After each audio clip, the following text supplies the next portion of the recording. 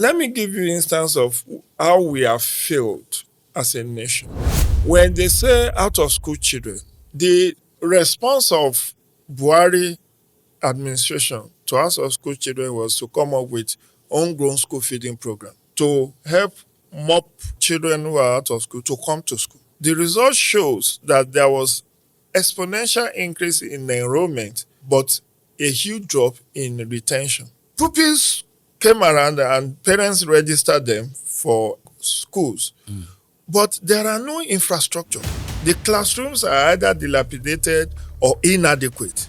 If we had credible data, the government would not have been caught off guard in terms of what should have been done. It deliberately put security agriculture with the North. The entire security architecture is majorly in the hands of Northerners. Minister of Defense, Minister of State for Defense, Chief of Defense Staff are all from North. Chief of Air Staff is from the North. Some say it's a coincidence. It's not a coincidence. In politics, with Asiwaju, it's never a coincidence. Asiwaju is somebody that is, you can look at him and say, this man doesn't know. It's like Trump. People say, this fool, this, that. You call him names. But others, when people were mocking him and say Bulaba, the joke was on the rest of those who are criticizing. Those who are criticizing him, saying that this one will not last 50 days, even if he's elected. Today, did you not see him dancing at Ilogu in Anambra last week with Charles Oludo? But when he was saying Bulaba, Bulu, people forgot that those social media rantings does not translate to votes. But you see, when we say in economy, ceteris paribus, what does that mean? All things being equal. Will all things ever be equal? Never.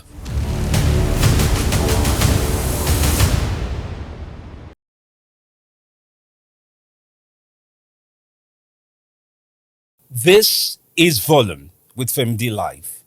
My guest today is Mr. Jide Ojo. He's a columnist with Punch newspaper. He's an achiever in all rights of it.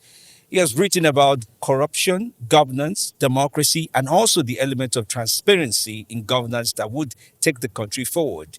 He's a public affairs analyst and he's well known. He has made media appearances up to 1,000 over the course of 365 days, even counting now. And we're privileged to have him join us on the show today. Mr. Jide Ojo, welcome to the show. Femi, it's a great pleasure and honor. Thanks for the privilege of coming on your show. I always like to start off conversations about Nigeria in many rights. I've followed your column. You've been writing for The Punch for about 13 years, sure. No doubt about it. Yes, since 2012. Different perspective from elections to governance to corruption. In fact, one of your latest articles is about population, in which it's of interest to see that you wrote about population, almost riding on what the President Bola Ahmed Tinubu talked about, to say it is difficult to plan for a people without literally knowing how many people you're planning for. And then it brings forward the question of every other president since we arrived, from 2016 till now, it's been difficult to count Nigerians, not to now talk of planning for Nigerians. How is that going? Well, how is it going with the Tinubu administration? I don't work for them. I am not their consultant, but I think where we are with the president is he has inaugurated a committee to discuss cost and funds.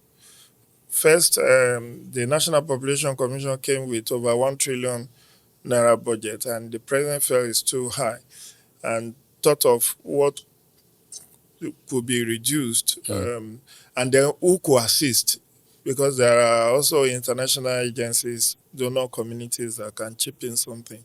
So a committee has been set up to debate and finalize the cost. It's from the president's initial briefing that he said, why don't you use core members for the enumerators rather than hiring, private citizens, which may cost more, because with core members you're already paying them monthly allowance, and this is also a national assignment. So the president thought that could also help to reduce the cost implication. But what thrills me, which made me to write on that issue, was the fact that if you go back in time, we've been having population census from over 100 years. In fact, did you know that it's in the Bible? That several times in the Bible, Israelites they had population census. So it's something that is that far back in history, and every nation must have a up to date, figure of how many there are because of planning. But you see, the last outing, which was in 2006, was a bad one because it was immersed in a lot of controversies, undercounting, overpopulation. In fact, the tribunal had to nullify some of the results. It's not only INEC result that tribunal. Oh, you said nullify, or like, Yeah, okay, yeah. that means nullify literally the people in this area to say they either have been undercounted or overcounted, Sure. or the process is Sure. just mad. You know, there is always a tribunal, Yes, to verify. census tribunal. So if a state feels that it's undercounted or overcounted or has issues with the modalities and strategies, you can go to the tribunal after the results of the census have been published. And Lagos did go to the tribunal, and Lagos contested the figure of 206, that the figure for Lagos and Kano may have a wider landmass, but Lagos is the economic now center and has much more population.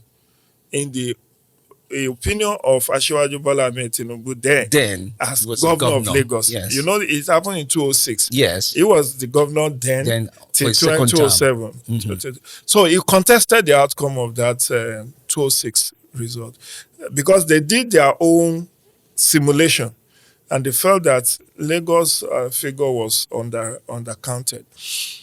So the good thing is that he has that experience. Now he is saying, if you are going to do this in 2025, it has to be digitized. There must be biometric and facial recognition. It's not just enough to say, yes, we've done, we came to Guaripa and counted 1 million people. We need to see the faces, we need to see their fingerprints. Just the same way INEC does for voter registration. There is, the INEC now do what is called biometric voter registration exercise, where it's, your fingerprints, your 10 fingerprints are captured and your face is captured. And the president said, look, we can do same so that there is no issue of people in Poda, stretching out their hands and say, this is Hajia Zainab, then this is Hajia Fatima, and this is the voice of Hajia, making a human being. Yeah, so that kind of controversy had been there, and it has generated a lot of distrust in the population exercise. So what the president is pushing for in 2025 is that it has to be biometric, empirical, scientific. But what gingered me now to write that article is we must not fail to have this in 2025. Why? Yes, you don't have population census too close to election. Politics will trump. Yeah, everybody would either want to work on the numbers. See what's happening in the case of Ishekiri, Urobo, and Ijo in Warri now.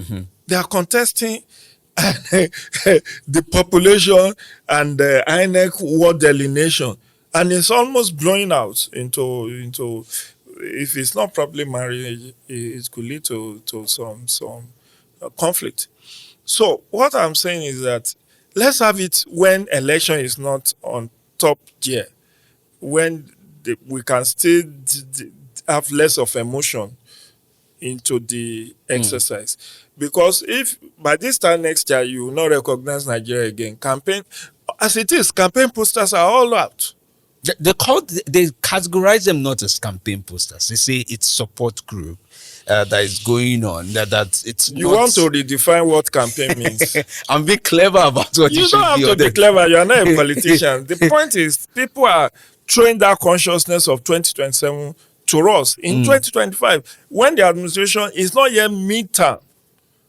When we are not yet 2 years into the first term of this administration, we already seen billboards of different support groups. And that is destructive. In my own opinion, it's destructive. So the earlier, I just threw that in to let you know that if we delay having this census now, and you enter 2026, which will be the eve of 2027 election, one, the cost implication will have risen. Yes. The best time to buy anything in politics, the best time to buy anything in economy is yesterday. I don't know your background, Yeah. but Same. economists have told us the best time to buy anything Anything is yesterday. yesterday, because today the price could have been upwardly reviewed. And usually things don't come down in The- Nigeria. Things hardly come down globally. Yeah. Globally, so so it's in the enlightened best interest of the president to have it this year, so that it doesn't spill. One, politics doesn't infuse. We don't have too much of infusion of politics in 2026, or if he wants to do it post 2027 election, it will be worse, because new administration will have new ideas and how to. And that's the mistake Buhari made. Did you know Buhari had already expended over 200 billion? I was going to come to that because the build up, even up to this process, even the NPC chairman talked about, oh, we have 700,000 tablets and the likes of that. And then there was talks about corruption also taking over that process. I don't know if you have privy to such knowledge or So discussions. I'm not privy, but I'm not going to say it cannot happen, because what Buhari tried to do was just not it. You want to have population census the same year you have an election. And it was postponement that led us to that coup d'etat in 20. It was meant to be held in 2021 or 2022. Then they postponed to 2023, and they said they will have it May 2023. Then when it was not feasible because of inauguration and all of that, they said, okay, maybe December. But you cannot hold the hands of your incoming administration. And if you say Tinubu will win in 2027 and he doesn't win, what happens? It has happened before that an incumbent lost. No, It happened in the case. You know, that was a mistake also made by Goodluck Jonathan. Goodluck Jonathan decided to have, what's it called? National conference yes, in 2014. confirm. Ahead of 2015 election. So when the confab sat for 6 months, produced over 600 recommendations, the assumption would be he will use the second term to implement some of those 600 recommendations. But it fell flat when he lost. When he lost that election in 2015, Buhari never touched it with a long pole. And that was how 12 billion or thereabout that was spent to host that national conference went down the drain. Nobody is talking about it today. So 200 billion had already been sunk into the population exercise by Buhari. Now some of those costs are waste, because you cannot. Now even the tablets have to be upgraded and updated. You know, it's like buying a laptop. If you buy a laptop and you don't upgrade it, it will malfunction. The battery will have even gone bad. After years of leaving the shelf, and they have been charged preparatory to deployment and all of that, and now you have to store. You possibly don't know under what condition those tablets have been stored in the last 3 years. So we can't continue to have this culture of waste. And that's why I am of the opinion that if we do, and I believe it's not just urgent, but it's important for us to have the national population and housing census in 2025. But if we don't do it, we are postponing the evil days. Which brings me to the second element of the conversation, the planning part, right? So there have been a lot of plans talked about in the country. People talk about, we're going to have a youth education trust fund or something like that. We're going to have unemployment, people being employed. A lot of numbers are being used to depict what will be done for people that are not counted or that are not known, it makes one wonder to a large extent that are this planning built on falsified data or doctored data, assumed data, because the best anybody knows about the Nigerian population right now would have to be numbers that have coming from bodies like the World Bank, WHO. Oh, these are the number of children out of school. It looks like the numbers from outside the country speak our stories better than the numbers within the country. And the numbers outside the country appears to be the numbers being used to plan for the country. What do you make of that? That's the shame of a nation. For over 16 years now. What is 16 years? 206 to 2025. That's over About 20 years 20, next year. years, about 19 years now. We've been using this uh, dubious data. And the National Bureau of Statistics keep using 206 estimate or UNICEF or World Bank or WHO, depending on, and that's why every time we say Nigeria is 230 million, Nigeria is 250 million. You've had politicians of different hues giving us whatever suits their fancy. And that's why you cannot plan for a nation without very cold facts and figures and data. And that's why we play catch up with our economic development. We do not know how many schools we need. We do not know how many hospitals. We do not know so many things that could help us with national planning.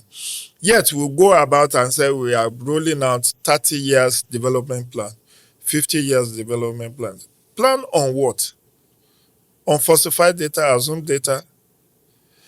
The earlier you see, no matter how long you go on a wrong trajectory, if you don't come back, you end nowhere. I can't be going to Lagos and I turn north and headed towards Kano. And I say, I will one day get to Lagos. I will end up in Libya. It depends. Some maps help you navigate down. It may take a longer while, but you end up in Lagos eventually after a few years. Maybe after a decade, or maybe, since the world is cyclical. Now, what I'm trying to say is that first we need to, as a matter of urgency and national importance, do this.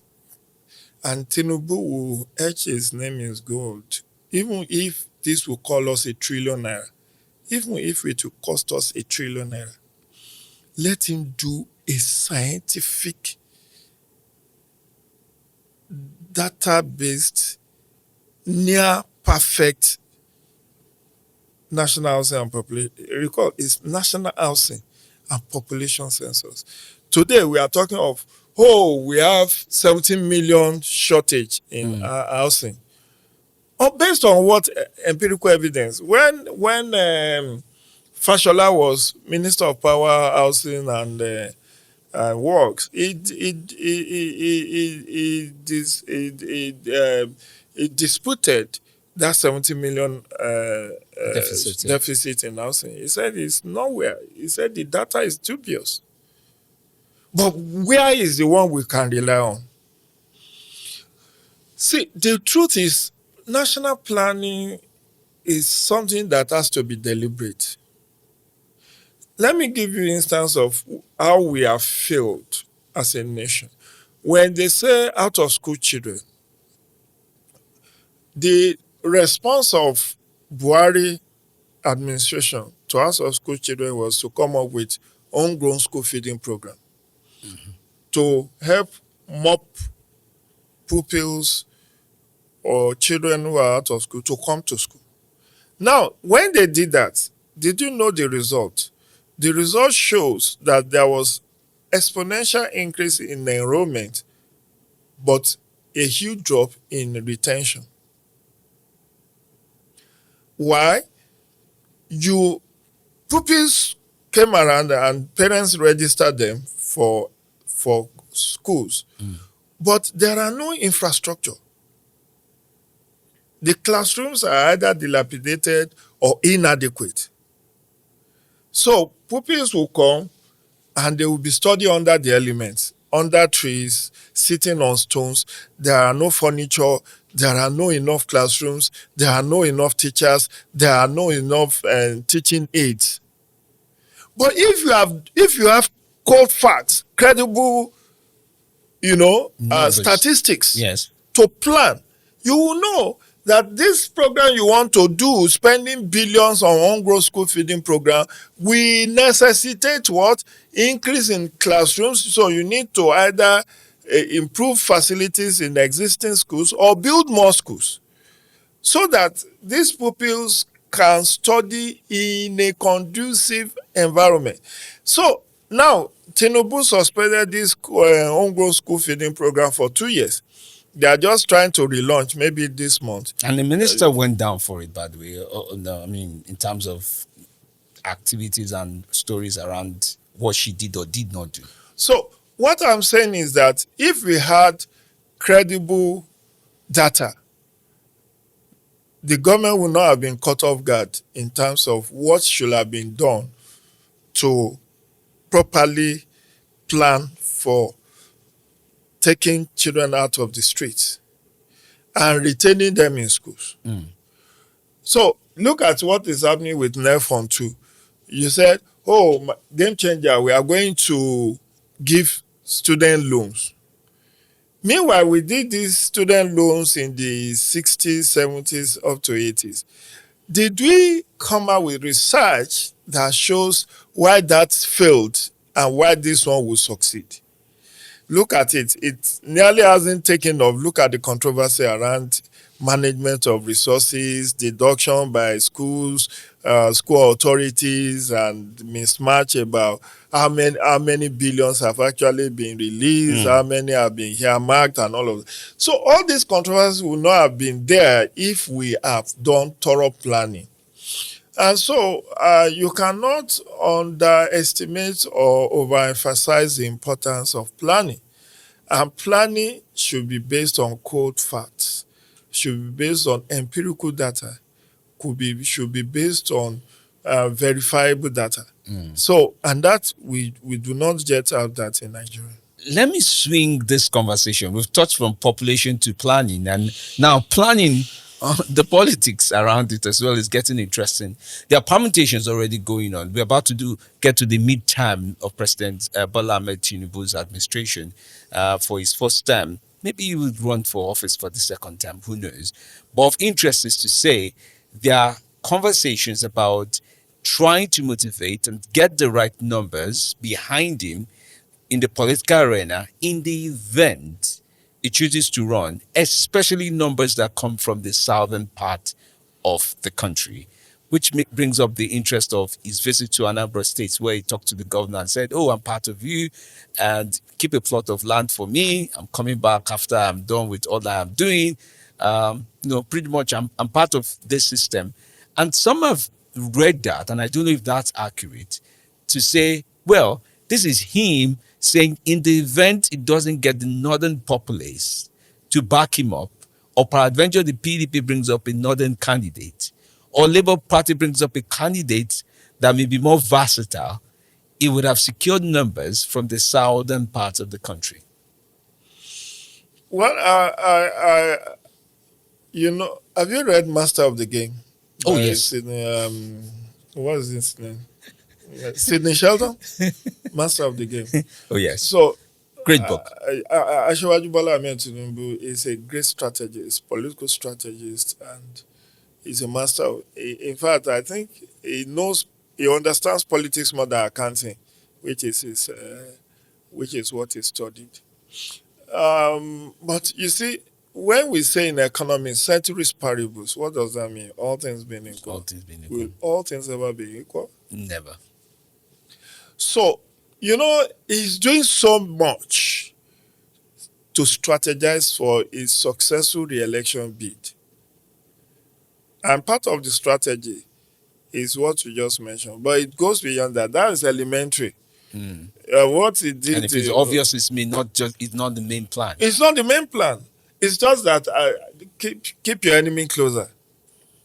You understand? It's keeping your opposition closer so that they don't work against you. It's not it's two different things. Not that they will work for you, but let them not work against you.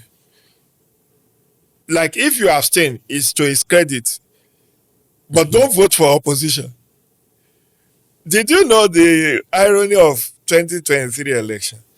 Some school of thought said Asiwaju Campaign Council may have surreptitiously funded Peter Obi's campaign. Some even say Kwankwaso as well had his own bargain to trump the chances of Atiku as well. It's not impossible. Because a vote for Peter Obi in 2023 was a plus for Asiwaju.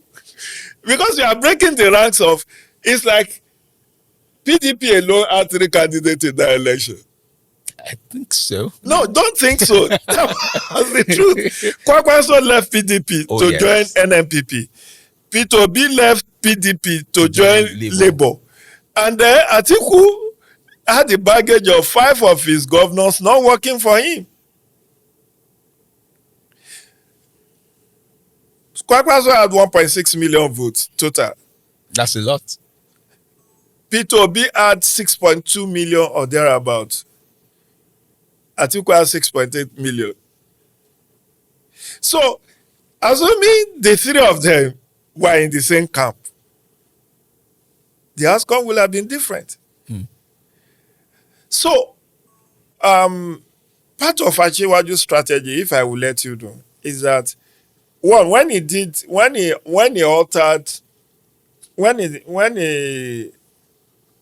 reshuffled his cabinet last year, he left all the former governors.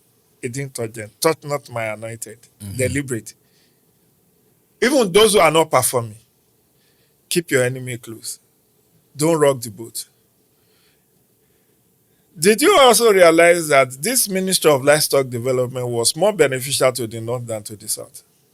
Yes, obviously because they have more livestock than the South. And we are saying, oh, the cabinet is bloated with 48 ministers. It's bloated, but it's gone ahead to do what? To establish additional one. Not only that, did you also realize that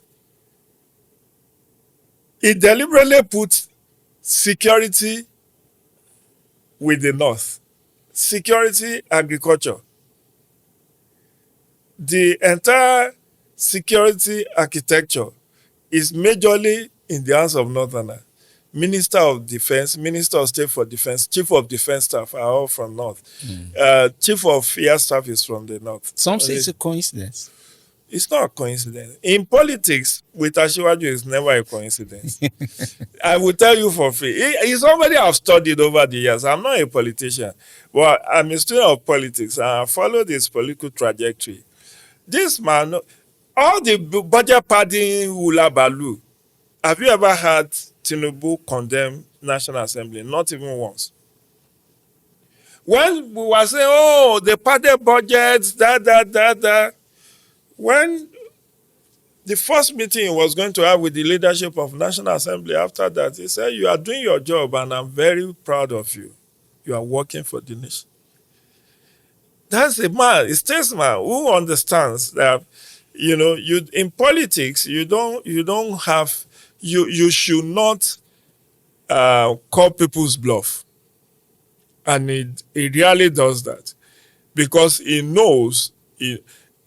When I had a neighbor in my neck of where I live, ahead of 2023, he said, Jide, why did this man did Muslim ticket? That's a political harakiri. I laughed. I said, you don't know who you are dealing with. This man knows what he did or what he's doing by floating a Muslim ticket. He said, will it work? I said, let's wait. When it worked, I said, did I not tell you? It's not because he's a religious bigot or he's taking you to OIC, is it Islamic organization, OIC, Organization of Islamic. Yeah. He's not doing that. Now the Muslims are complaining that this Muslim ticket we supported, we thought it was going to be preferential to the non to the Muslim, but the man has tried to be fair. Even the middle belt, he has cutted them. When he made when he removed Mele Kyari just last month or two, Yes. last month, yeah. What did he do? He brought somebody from North Central, a northerner, by geographical location, but Yoruba in terms of descendancy. So this man is very strategic. All his thoughts, when he comes out with, look at how he handled the issue of tax reforms. When the North came out criticizing, pummeling, and saying, "Oh, we are not going to take it. 2027, we will show him." What did he say? Say, "Calm down. This is just a draft.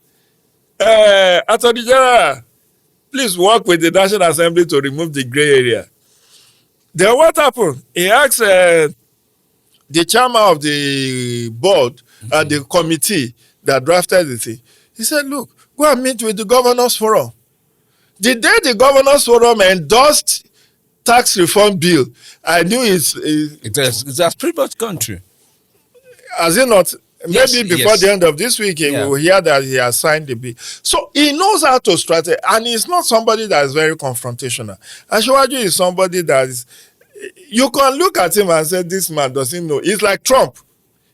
He's like Donald Trump. People say, this fool, this, that. Call him names. But others say, when people were mocking him and say, Bulaba, this Papa, we know that, they say, Miloko. Now, the joke was on the rest of those who are criticizing. Those who are criticizing, saying that this one will not last 50 days, even if he's elected. Today, did you not see him dancing at Ilogu in Anambra last week with Charles Oludo? Charles. But when he was saying Bulaba, Bulu, people were, there is no, people forgot that those social media rantings does not translate to vote. You know, something was very innovative with 2023 election. People said, for those who know, we were warning that there is no polling booth on social media. There is no polling booth on social media. You can criticize and win your presidency. When they were doing all those polling and said Peter Obi was going to win. But those who were discerning knew that those are social media opinion polling.